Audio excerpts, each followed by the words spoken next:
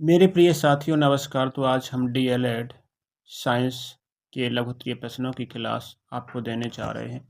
तो सबसे पहले हम देख लेते हैं ध्वनि प्रदूषण। तो ध्वनि प्रदूषण को समझ लेते हैं।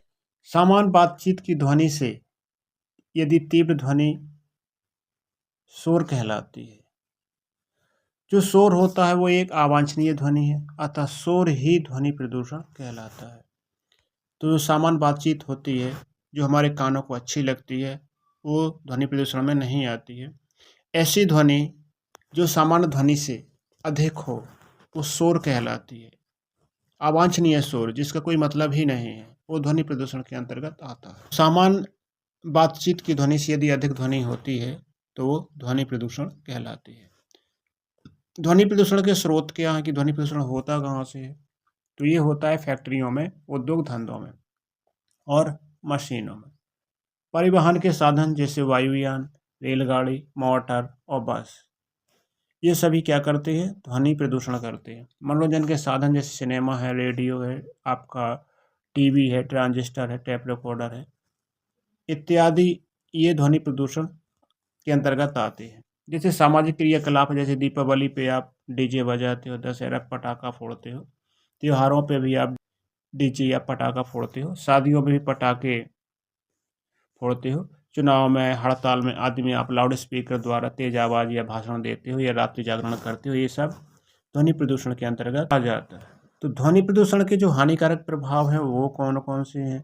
तो ध्वनि प्रदूषण के जो हानिकारक प्रभाव हैं, तो सबसे ज़्यादा जो ध्वनि कहाँ से सुनते हैं? हम कान से सुनते हैं। तो सबसे ज़्यादा जो ध्वनि का प्रभाव होगा हमारे कान पर ही होगा। कान कहाँ पर स्थित है? कान हमारे सर में स्थित हैं। तो सर पूरे शरीर को कंट्रोल करता है। तो जब सर प्रभावित होगा तो पूरा शरीर प्रभावित होगा। तो पहला प्रभाव क्या हो गया? तेज ध्वनि सुनने से बहरापन आ सकता है। क्या आ सकता है? बहरापन आ सकता है और हमें चक्कर भी आ सकते हैं, हृदय रोग भी हो सकते हैं, बेचैनी भी हो सकती है, भूख कम लगती है, तंत्र पर भी बुरा प्रभाव पड़ता है, रात्र में देखने की क्षमता भी कम हो जाती है, क्योंकि कानों द्वारा ध्वनि मस्तिष्क में जाती है। मस्तिष्क ही सारे अंगों को कंट्रोल करता है। पता नहीं तेज ध्वनि मस्तिष्क के किस भाग को क्षतिग्रस्त कर दे, जिससे हमारा उससे संबंधित अंग बेकार हो जाए। तो 90 डेसिबल से अधिक ध्वनि, 90 डेसिबल से जो नीचे होती है वो सामान्य ध्वनि होती है। 90 डेसिबल से जो अधिक ध्वनि होती है वो मनुष्य के लिए हानिकारक होती है। ये हो गया ध्वनि प्रदूषण के प्रभाव। नाभिकीय ऊर्जा क्या है? तो नाभिकीय ऊर्जा, जैसा कि इस पर नाभिक क्या होते हैं? तो नाभिक होते हैं जो तत्व होता है ना, जैसे कोई रेणुधर्मी पदार्थ हो गया, तो जो यूरेनियम होता है, यूरेनियम 235, ये नाभिकीय तत्व है। इससे हमें नाभिकीय ऊर्जा मिलती है। थोरियम है, बेरियम है, तो ये जो ज़्यादा परमाणु क्रमांक वाले 235 है, 238 है, इस तरीके से ये नाभिकीय तत्व कहलाते हैं। तो ये नाभिक होते हैं। नाभिक क्या होता है? जैसे कोई भी परमाणु हो गया, कोई भी परमाणु होता है, जैसे कार्बन मान लो, सोडियम मान लो, कोई भी मान लो, तो इनके जो केंद्र में होते हैं न्यूट्रॉन प्रोटॉन होते हैं। न्यूट्रॉन और प्रोटॉन, न्यूट्रॉन प्रोटॉन होते हैं, तो ये नाभिक होता है। इसका बीच वाला भाग ये नाभिक होता है परमाणु का। इससे पूरे को हम परमाणु कहते हैं और इसे हम नाभिक कहते हैं। तो नाभिक में उपस्थित कौन है? न्यूट्रॉन और प्रोटॉन उपस्थित है, और इलेक्ट्रॉन इसके चक्र लगाते रहते हैं। चारों तरफ इलेक्ट्रॉन चक्र लगाते रहते हैं, क्योंकि इलेक्ट्रॉन पर ऋण आवेश होता है। ये चारों तरफ इसके वृत्ताकार या दीर्घवृत्ताकार कक्षाओं में घूमते रहते हैं। जिस प्रकार से जो सूर्य है उसके सभी ग्रह चक्र लगाते हैं, उसी प्रकार से नाभिक के चक्र इलेक्ट्रॉन लगाते रहते हैं, क्योंकि नाभिक पर धन आवेश होता है। नाभिक में धन आवेश होता है, इलेक्ट्रॉन पर ऋण आवेश होता है। तो इसी प्रकार से इलेक्ट्रॉन नाभिक के चक्कर लगाते रहते हैं। अब देखते हैं नाभिकीय ऊर्जा क्या है। तो नाभिकीय ऊर्जा रेडियोधर्मी पदार्थों के नाभिकों के विखंडन से या संलयन से, यानी कि जो रेडियोधर्मी पदार्थ यूरेनियम 238 और 235 बताया ना, उसमें यदि विखंडन होता, यदि वो टूटता है या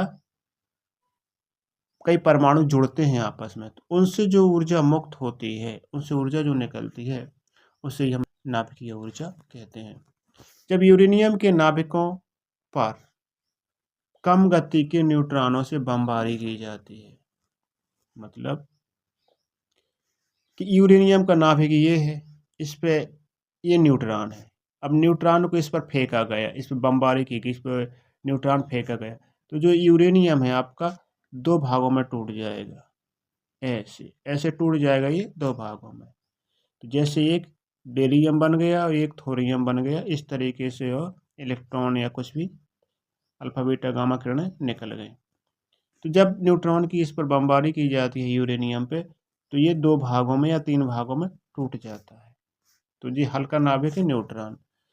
तो यूरेनियम नाभिक 2 हल्के नाभिकों में टूट जाता है। तो एक नाभिक ये हो गया, एक नाभिक ये हो गया, तथा इस प्रक्रिया में अपार ऊर्जा प्राप्त होती है। जब ये टूटता है तो इससे हमें बहुत सारी ऊर्जा मिलती है। यहाँ से इसकी परिभाषा मिल जाती है नाभिकीय विखंडन की। तो यूरेनियम के नाभिकों पर जब कम गति के न्यूट्रॉनों की बमबारी की जाती है, यानी कि यूरेनियम के नाभिक पर जब न्यूट्रॉन गिराया जाता है, तो यूरेनियम का जो नाभिक होता है, मतलब यूरेनियम परमाणु होता है, 2 हल्के नाभिकों में टूट जाता है। इस प्रक्रिया से हमें ऊर्जा प्राप्त होती है, बहुत सारी ऊर्जा प्राप्त होती है, जिसे हम नाभिकीय विखंडन कहते हैं या न्यूक्लियर फिजन कहते हैं।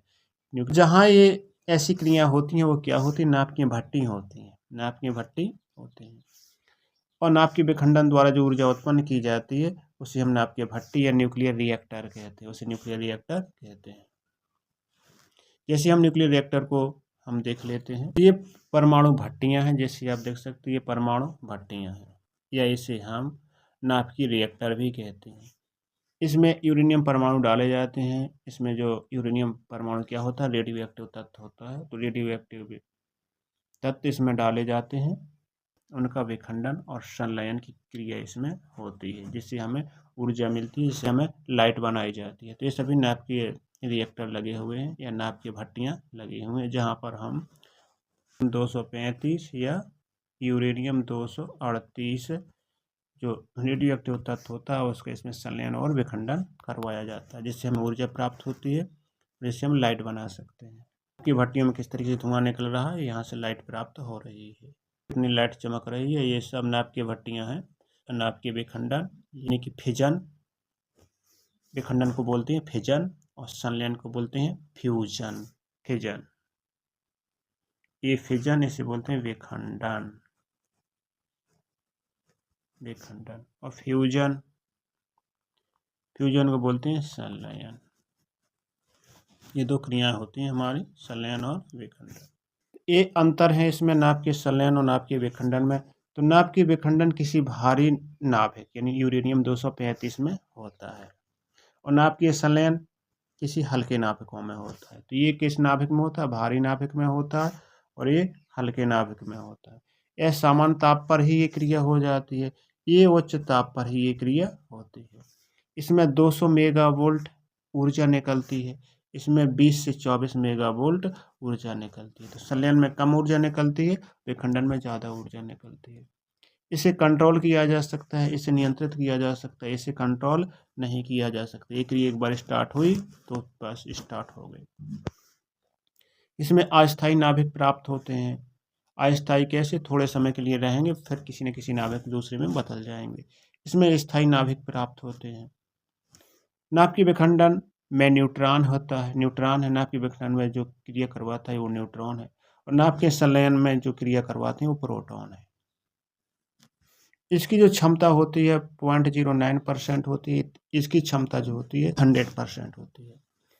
नाभिकीय संलयन जो क्रिया होती है वो हाइड्रोजन बम में होती है। कौन सी, हाइड्रोजन बम में होती है ये क्रिया। कौन से बम में, हाइड्रोजन बम। और ये होती है परमाणु बम और अणु बम में। ये क्रियाएं होती हैं कौन, विखंडन क्रियाएं। जैसे किसी देश पर हम परमाणु बम फेंक देते हैं या अणु बम फेंक देते हैं, तो ये क्या होते हैं, नाभिकीय विखंडन क्रियाएं होती हैं जो लोगों को रोग उत्पन्न कर देती हैं, कैंसर जैसे रोग उत्पन्न कर देती हैं और मार देती हैं। तो ये हाइड्रोजन बम में होती है नाभिकीय संलयन अभिक्रिया।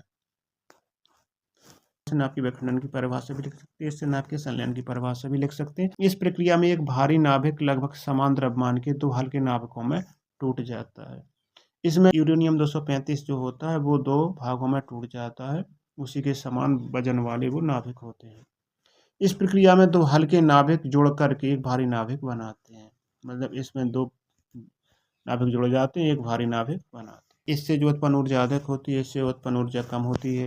ये समान ताप पर संभव या अधिक ताप पर संभव है। इसमें विखंडन योग्य जो पदार्थ होते हैं सीमित मात्रा में हमें उपलब्ध होते हैं, इसमें अधिक मात्रा में उपलब्ध हो जाते हैं। तो यहाँ देख सकते हैं परमाणु बम नाभिक की विखंडन की अनियंत्रित श्रृंखला पर आधारित होता है। हाइड्रोजन बम नाभिक के संलयन की क्रिया, यह विखंडन की क्रिया किस तरीके से होती है और नाभिक के संलयन की क्रिया किस तरीके से होती है। तो ये नाभिकीय विखंडन है, ये नाभिकीय विखंडन है। ये फ्यूजन है मतलब कि जुड़ना है, ये फिजन है मतलब टूटना है। देखो ये यूरेनियम है, ये क्या है, यूरेनियम है। ये न्यूट्रॉन है, न्यूट्रॉन की बमबारी इस पर की गई तो ये न्यूट्रॉन इसमें जुड़ गया, तो यहाँ तो यूरेनियम 235 था, जब न्यूट्रॉन एक और आके जुड़ गया तो यूरेनियम 236 बन गया। ये 236 पे जब विस्फोट हुआ तो इसमें 3 न्यूट्रॉन बने और एक बेरियम 144 बना, एक Kr बना, तो ये 2 भागों में टूट गया। आप संलयन देख लेते हैं, संलयन क्या है, 2 ड्यूटेरियम यहाँ से आए और ट्राइटियम यहाँ से आए। ड्यूटेरियम क्या है, H2 है और AH3, इसे ट्राइटियम कहते थे, ड्यूटेरियम।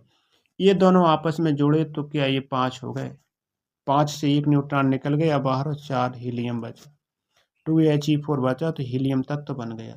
सूर्य में भी यही क्रिया होती है, नाभिकीय संलयन की अभिक्रिया। जो भी स्पेस के तारे हो, स्टार होते हैं, सूर्य में होती हैं और तारों में होती हैं, यह अभिक्रिया। इसके केंद्र कहाँ पर हैं, यह नाभिकीय ऊर्जा हमें मिलती है तो ये तारापुर महाराष्ट्र में है। कहाँ पर है, तारापुर महाराष्ट्र में, कोटा राजस्थान में, कलपक्कम तमिलनाडु में और नरोरा उत्तर प्रदेश में ही परमाणु ऊर्जा केंद्र उपस्थित हैं। तो पर एग्जाम में पूछा जा सकता है कि परमाणु ऊर्जा केंद्र कहाँ स्थित है, तो कोटा राजस्थान, तमिलनाडु के कलपक्कम में और उत्तर प्रदेश के नरोरा में परमाणु केंद्र उपस्थित है। नाभिकीय रिएक्टरों से लाइट को उत्पन्न किया जा रहा है। प्राकृतिक आपदा क्या है, तो प्राकृतिक आपदा ऐसी विपत्ति, ऐसी आपदा जो प्राकृतिक शक्तियों द्वारा उत्पन्न होती है। जैसे कि प्राकृतिक शक्ति क्या है, भूकंप, सुनामी लहरें, बादल का फटना, विस्फोट, ज्वालामुखी का फटना, ये सब क्या है, प्राकृतिक आपदाएं हैं जो प्रकृति की शक्तियों द्वारा उत्पन्न हो जाती हैं, ये प्राकृतिक आपदाएं कहलाती हैं। तो ऐसी आपदाएं जो प्रकृति की शक्तियों द्वारा उत्पन्न हो जाती हैं उसे प्राकृतिक आपदाएं कहते हैं। भूकंप, सुनामी लहरें, बादलों का फटना, विस्फोट और ज्वालामुखी। अब देखते हैं मानवकृत आपदाएं। तो मानवकृत आपदाएं वह आपदाएं हैं जिसमें मानव स्वयं जिम्मेदार होता है। इसमें जैसे आग लगा देता है, परमाणु बम फेंक देता है, आतंकवादी गतिविधियां करता है, तो ये सब क्या है, मानवकृत आपदाएं हैं। जंगल काटता है, सब मानवकृत आपदाएं से आती हैं। धातुओं की 4 विशेषताएं। धातुएं क्या होती हैं, तो धातुएं जैसे सोना, चांदी, ये सब धातुएं तो हैं। सोना, चांदी, लोहा, हीरा, ये सभी धातुएं। सोना, चांदी, टिन, जिंक, मैग्नीज, ये सभी धातुएं। धातुएं कैसी होती हैं, तो धातुएं चमकदार होती हैं। तो पहला अंतर हो गया, धातुएं कैसी होती हैं, चमकदार होती हैं।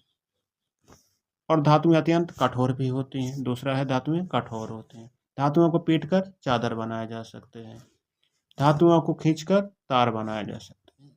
धातुओं में आघात बंधनीयता का गुण होता है, धातुओं में तन्यता का भी गुण होता है। आघात बंधनीय का चाहे जितना पीटो, आघात करो, चाहे जितना आघात करो, वो बढ़ती ही जाती हैं, मतलब चादर बनाए जाते हैं।